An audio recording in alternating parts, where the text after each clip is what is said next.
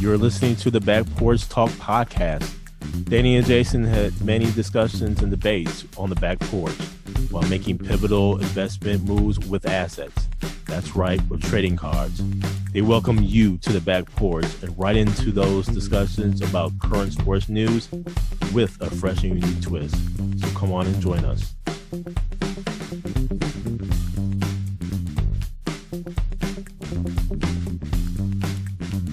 Welcome to the Back Porch Talk podcast. I'm your co-host, Jason. Your co-host, Danny. Fans, we got a good show for you today. First, we'll go into a little bit about the NBA Summer League. Then we'll go into a little bit about baseball.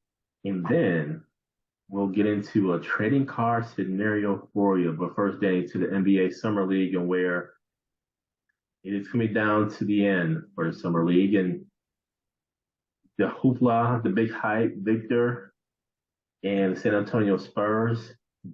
Wembanyama played in 2 games. Didn't impress so much in the first game. Could have been because of all the off-court hysteria, Britney Spears, and the security detail that Victor had. But the second game, he did come back and impress the fans, Danny. Summer League, I think, was just that. It was a Summer League, not a whole lot of defense, trying out a couple things here and there.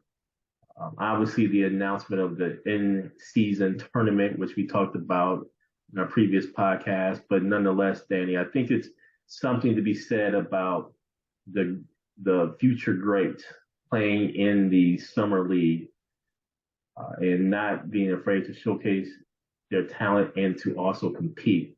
But I think, Danny, Victor shows something, in my opinion, where this young kid who is 7'3", for a huge wingspan. I mean, I haven't seen people block a shot from the 3-point attempt. And he is going to be a problem defensively on the wing.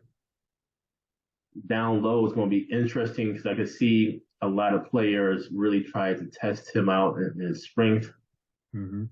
But I think as he gets older and as he picks up weight naturally, I think that is going to help him down the line. I think teams are going to try to figure him out. I think I would put him at the 4. I can't, even though he's that tall, I'll be afraid to put him at the 5 against beefier, sturdier players down low, especially. So I think I may put him at the 4, Danny. But nonetheless, man, this Summer League was intriguing to start off with. Kind of fizzled out, in my opinion, towards the end here. Championship games are tonight, but interesting all the way around. What say you about the Summer League, Danny? I think it was nerves, too, with Victor, that, man, you got all this pressure. People need to quit, man, putting all this pressure on this guy and just let him play because it'll happen organically. Like with any other player, he's a young player.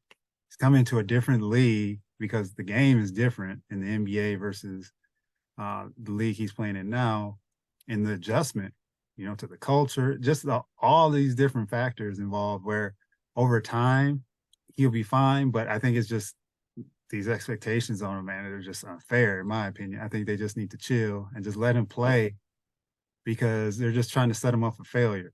He's like a taller Giannis coming into the league, but he has more skill. So transforming his body like Giannis did, I don't know if that's in the cards. We'll see what San Antonio does. They did shut him down after that second game. Obviously, they don't want him getting hurt because he is the franchise now. Think about him like a Tim Duncan, where he has that type of impact, if not more, if all goes well for him. And it was exciting to see him play, man. It was all the buildup. And then, actually see him out there doing what he was doing. And that second game, you saw him get comfortable. So that was good. And then a couple other things just of note. So Scoot Henderson, Amen Thompson got injured in the same game, in the first game of the Summer League, where it was unfortunate because, they cut their Summer League. It was their first game. And you really didn't get to see them showcase their skill set over the whole duration of time. But luckily, the injuries seem where they'll be ready for training camp and everything, so they should be okay there. But it was the second-year players that actually showing up and showing out is Jabari Smith Jr. and Chet Holmgren, where you look at Oklahoma City, they have was he number 2 pick? Yes. And he didn't play. So you got another draft pick coming in technically that bolsters your lineup. I know he didn't really shoot like from the 3 really well, but just his overall game, he put on a little muscle, because Chet Holmgren he was wiry thin. So just to see him, actually playing, he had the foot injury last year, put him out all year. And then Jabari Smith, man, he played with some confidence. So if Houston can get him going next year, they got some talent, some young talent that Ime Udoka can really build upon. So it was an all in all good, but like you said, it's winding down now. Now we're waiting for the pros to get started. So great off season, great summer league. Like I said, some injuries cut some people short that I wanted to see, but all in all, pretty good. And Danny, let me just say, for the Milwaukee Bucks, I think it was good to see Beauchamp really, really do something here in the summer league.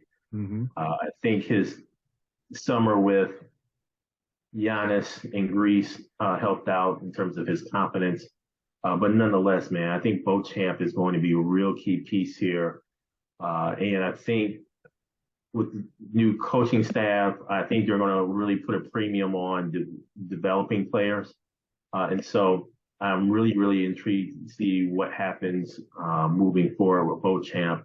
And then they also had Andre Jackson Jr.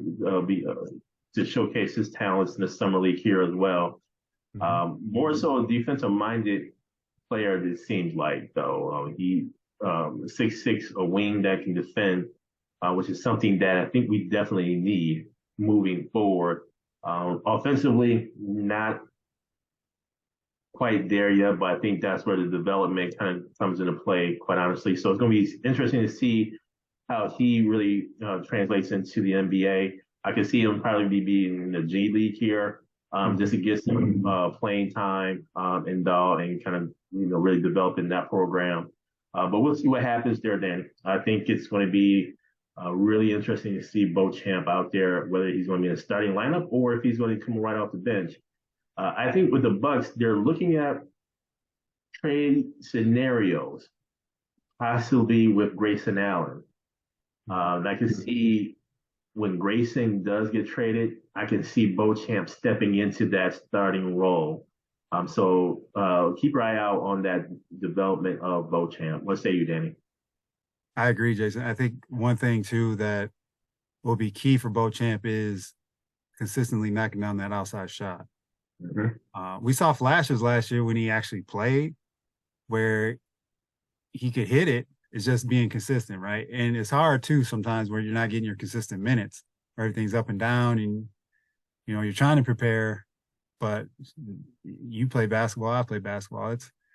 If it's not consistent, it's hard, to get in a groove and find your way. So I think with him having a nice offseason, there's some nice expectations on him where if he doesn't start, at least he's going to be in those first couple come off the bench and actually lead that bench with some of the other veterans they have on the team. So I think it's shaping up well for him. And I agree with Andre Jackson.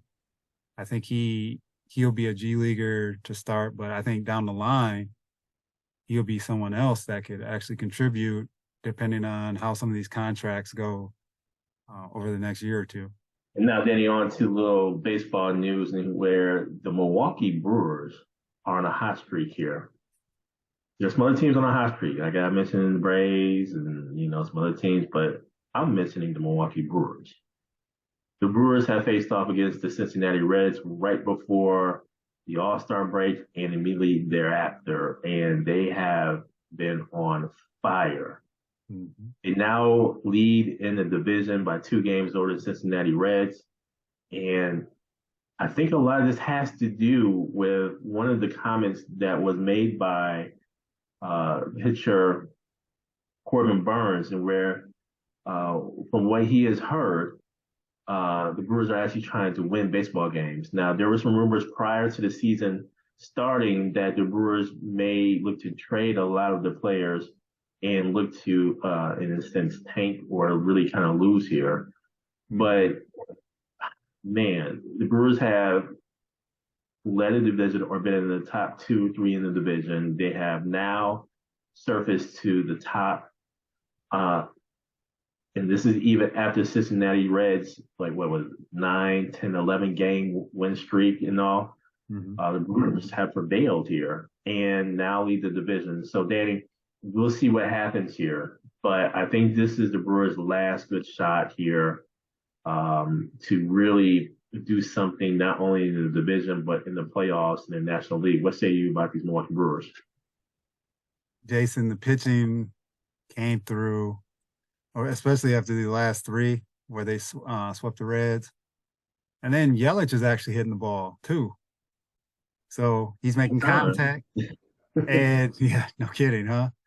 But the thing is, this month is tough for them because they play the Phillies, who are not a bad team.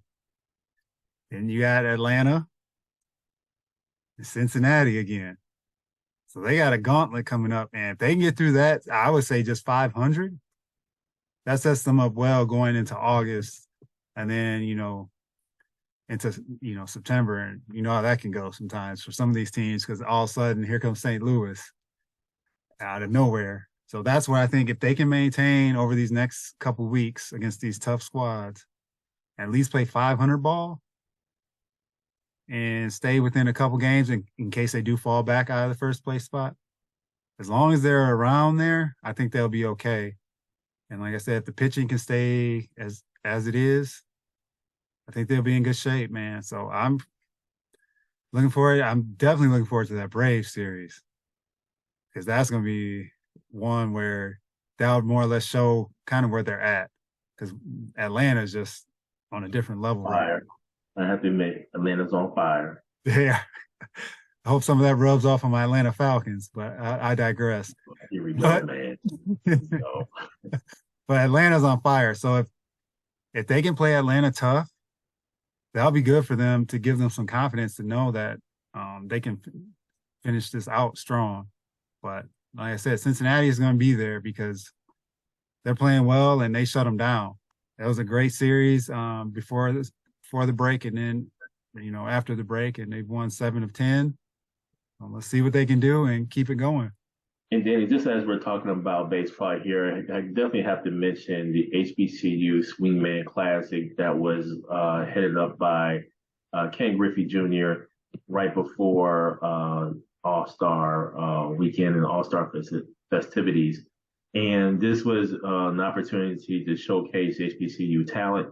And there's a few members from my SWAC winning champions, that being the Florida A&M University Rattlers baseball team, winning it all in the SWAC, going against the Florida Gators, where they ultimately lost, but nonetheless, man, had a great showing against the Gators. But let me just say, there were a few team members from that championship squad to participate in the HBCU Classic, Swingman Classic. And this was a great opportunity to showcase some talent, but nonetheless, man, kind of help fuel the pipeline for minority players going into baseball. And so what an opportunity this was. And I just have to say kudos to Ken Griffey Jr. And really helping to spearhead this initiative, but it's backed by baseball. And so, again, what a great opportunity. What say you, Danny, about this Swingman Classic? I agree, Jason. It's another opportunity to showcase the talent, to show that these kids can play, man. And it's, this kind of following the football, where it can get some traction. It can just keep, just keep moving along, moving forward. Awesome to see Ken Griffey out there doing his thing, and stepping up to the plate, no pun intended, put his name on this. And the Griffey family's been in the league for how many years, right? Ken Griffey Sr., and Ken Griffey Jr. I equated to what Dion did at Jackson State and the voice he was trying to put on, hey guys, they should be drafted just as much as anybody else. What's the deal here? So he's putting his name on it and trying to give a voice to them. No, it was great, man. It was great to see. And just to let everybody know here, so Ken Griffey Jr.'s son, Tevin, is a Rattler, where he's a cornerback. The interesting dynamic there, but nonetheless, man, this is just a great opportunity for HBCUs and players at HBCUs to get showcased. Yep. And Danny, just as we talk about Ken Griffey Jr., I think we have an interesting trading card scenario. Who we got? So, Jason, our trading card scenario tonight is Ken Griffey Jr.'s 1989 Upper Deck rookie card for Ronald Acuna Jr.'s 2018 Panini Prizm Rookie Card. Couple quick bios. Ken Griffey Jr. was drafted by the Seattle Mariners in the first round of the 1987 MLB Amateur Draft. 13-time All-Star, MVP, 10-time Gold Glove, Hall of Famer. Over his career, he batted .284, 630 home runs, 1,836 RBIs, and 184 stolen bases. Dang. Ronald Acuna signed with the Braves as an international free agent back in 2014, and he's a 4-time All-Star, Rookie of the Year. His career so far, he's batted .286, has 143 home runs, 354 RBIs, and 150 stolen bases. So, Jason, who do you want in your portfolio? Danny, this was just a treat to research on, man. I can't even lie. Brings a smile to my face to do anything, Griffey-wise here, man. The fans know where I'm going with this, Danny. For you fans who don't know who Ken Griffey Jr. is, I highly recommend y'all go out to YouTube, look at some of these highlights. But I'm going directly to the 1995 American League Divisional Series against the Yankees, in where Ken Griffey Jr. had 5 home runs in the series. But more importantly, that last game that went, 11 innings? Mm-hmm. And Griffey singles to left field, which automatically puts him on first and then pushes another player to third. Edgar Martinez comes up. He hits the ball. Run comes in. What happens? Ken Griffey Jr. comes all the way from first. Beats the throw, slides in, wins the game. Incredible series. Crowd goes nuts. I think everybody was going nuts. Who's watching that game, man? Earlier in that series, he hits 2 home runs in a game, one off of David Cone, where it goes upper deck in Yankee Stadium. Come on, man. You can't make this up. You cannot make this up, man. And everybody was rooting for Griffey because he did it the right way. There was no doubt that Ken Griffey Jr. didn't do drugs. He even though it was in that steroid era or whatever, you knew he did it the right way. Not only that, but came after his father, had the opportunity to play with his father.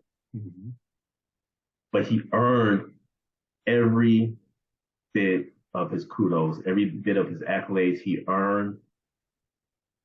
And who can forget the swing, man? That was one of the sweetest swings in baseball history.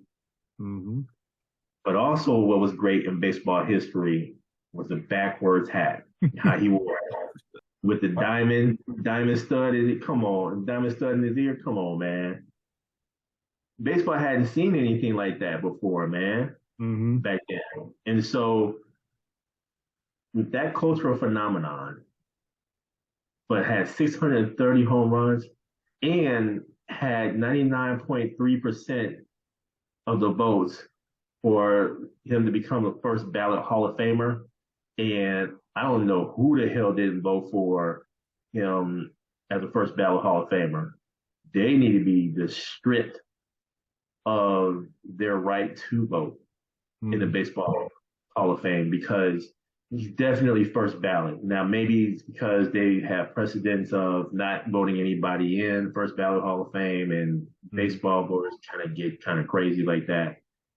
But to me, that's just an indication that they no longer need a vote for a Baseball Hall of Fame. Acuna listen, I looked at his stats and everything. He's comparable to what Griffey had, starting off. But in Griffey's career, Danny, he had more than moments offensively. One thing to keep in mind, in 97, he had 56 home runs. He backed it up in 98 with another 56 home runs. Then he had 48 home runs in 99. I don't know if Acuna's going to do that. We don't know. But that sweet swing says it all, man. So let me just say he did that offensively, but defensively, man, he had highlights out of this world in the center field, Danny.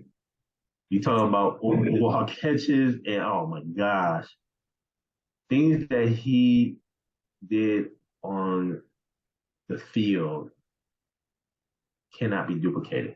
Acuna, he's having a great career so far, but I gotta go with Griffey, because I can tell the same story with this card moving forward. And he earned the 99.3% of the first ballot Hall of Fame. Should have been unanimous, which would have made him the first unanimous voter, but Hall of Famer on the first ballot. But I got to go with Griffey. Who you got, Danny? That card, the Upper Deck card, remember back in the day, you got your hands on that one. That was a great Upper Deck. That was a great card, rookie card. That was a card. Yeah, and like you said, Griffey offensively, defensively, and it was always a shame that they never won it all. Yeah. And that was one of the things that that team was great. They just couldn't get over the hump for whatever reason. Griffey himself, man, like you said, he was, and all, you talk about pressure. For him to come in, his dad was a major leaguer. And for him to come in and transcend the game the way he did in the era he was playing in, and all the questions too, because, he was playing with Bonds and all those guys. Mm-hmm. So that was always hanging around, and to play through all that and do what he did, his career was amazing. Acuna, I'm looking at on the upside. This kid can play. And if he can stay healthy, he can have similar numbers over time, depending on how, longevity, of course, but the way he attacks the game and the threat he is for Atlanta in the leadoff spot, he's tough, man. Looking at the value of the card, this one will make an exception, because that Upper Deck card was one of my favorite cards. If it was not that card, if it was, say, the Topps card or the rated rookie card with Dunruss, I'm definitely taking Ronald Acuna's card. But in this case, I'm going nostalgic here. I'm going to go with the 1989 Upper Deck rookie card as well, just because, not necessarily the value of the card, but just what it brings back. And we both talked about what Ken Griffey meant to the game. And I think his card actually should be valued higher. Honestly, I think it's not valued appropriately. So that's where I struggle from the card perspective. I'm like, dang, that Acuna Jr. Panini Prizm, whew, is the way he playing and what his trajectory is, definitely a card I want in my portfolio. But in this case, I'm going to take Ken Griffey's card. Thank you for joining us at Back Porch Talk Podcast.